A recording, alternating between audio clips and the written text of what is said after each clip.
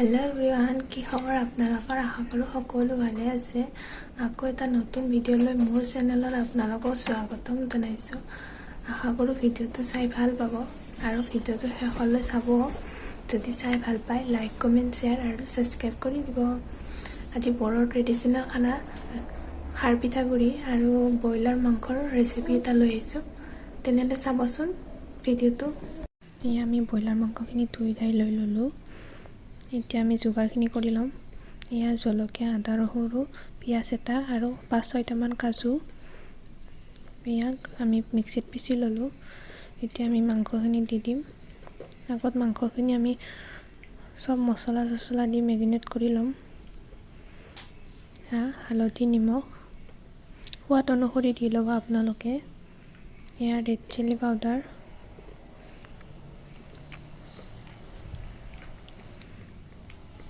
या गरम मसाला,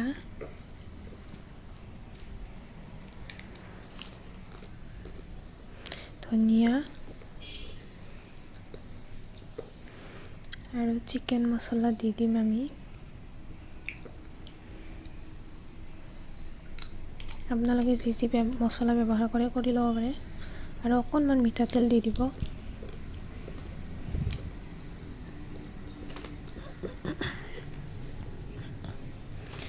আমি ভালকৈ সানি লৈ প্ৰায়ভাগ 20 মিনিটমান ৰেষ্ট কৰিবলৈ দি দিম মাংসখিনি।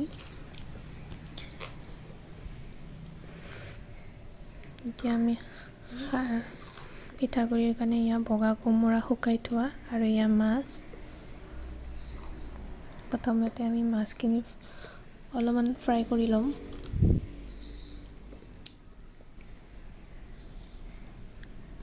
মাছ যেনেকুৱা ফ্ৰাই কৰে সেনেকুৱাই ফ্ৰাই কৰি ল'ব।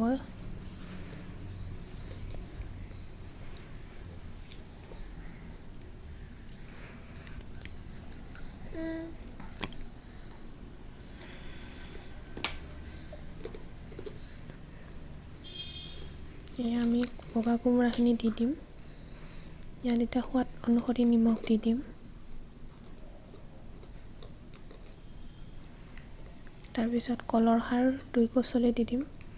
আপোনালোকে জোখ অনুসৰি দি ল'ব, আপোনালোকক কিমান লাগে। মই 2 কচলি দিম।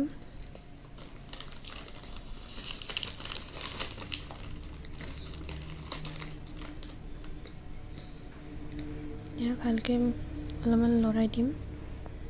তাৰপিছত ইয়াতে আমি পানী দিম। পানীটো অলপমান বেছিকৈ দিম যিহেতু পিঠাগুড়ি।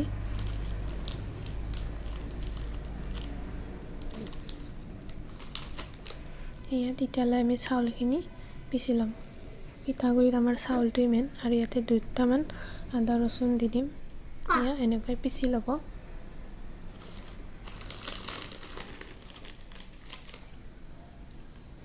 এয়া অলপমান ঘুটুনি মাৰি দিম।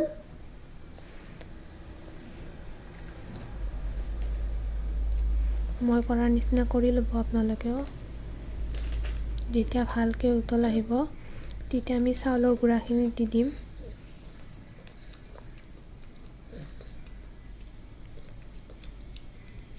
এয়া দেখিছে, ভালকৈ উতল অহা সময়ত আমি চাউলৰ গুড়াখিনি দি ভালকৈ লাৰি দিম।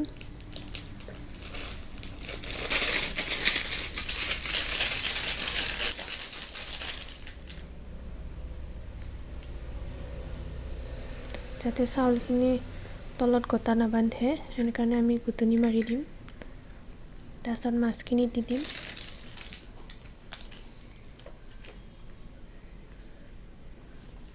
মাছখিনি দিয়াৰ পিছত আমি প্ৰায়ভাগ 20 মিনিটমান ভালকৈ উতলিবলৈ দিম যাতে পিঠাগুড়িখিনি ওপৰৰ ফালে মাৰ হৈ আহে। এয়া দেখিছেনে, ওপৰৰ ফালে পূৰা মাৰ হৈ আহিছে। এনেকৈ আমি ভালকৈ উতলিবলৈ দিম। এয়া আমাৰ খাৰ পিঠাগুড়ি আজিৰ।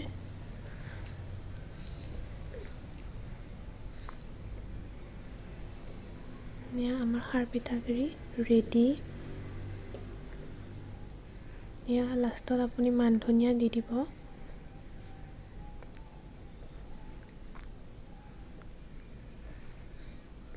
এতিয়া আমি মাংস বনাম। এয়া কেৰাহী গৰম হ'ব দিছোঁ। ইয়াত তেল দি দিম।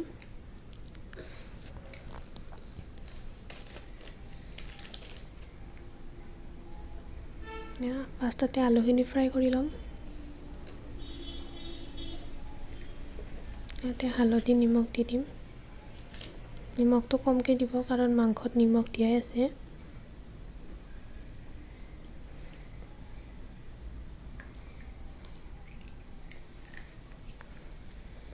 এতিয়া পিঁয়াজখিনি ভাজি ল'ম ভালকৈ।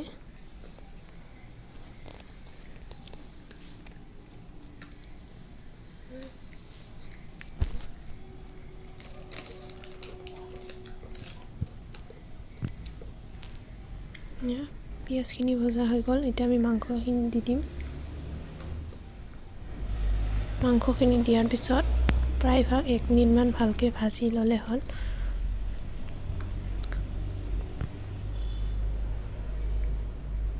তাৰপিছত ঢাকন দি দিব। জুইটো অকণমান কমাই দিলে হ'ল। ইয়াত লং, ইলাচি আৰু দালচেনি। আলুখিনি দি দিম আমি।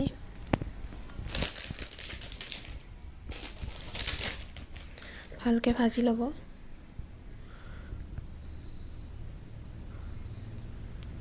অকণমান পানী দিম যাতে মছলাখিনি ভালকৈ মাংসত সোমাই যায়।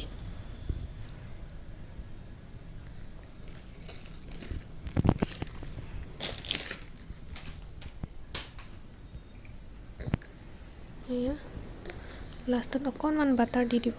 অপচনেল হয়, আপোনালোকে দিব পাৰে নিদিব পাৰে, আপোনালোকৰ কথা এইটো। এয়া লাষ্টত মান ধনিয়া দি দিছোঁ। আমাৰ মাংস ৰেডি। ট্ৰাই কৰি চাবচোন। তো শেষলৈ চোৱাৰ বাবে বহুত বহুত ধন্যবাদ। আৰু যিসকলে মোৰ চেনেলটো এতিয়াও ছাবস্ক্ৰাইব কৰা নাই ছাবস্ক্ৰাইব কৰি দিব। আৰু এটা নতুন ভিডিঅ'ৰ সৈতে লগ পাই আছোঁ। তেতিয়ালৈ বাই বাই।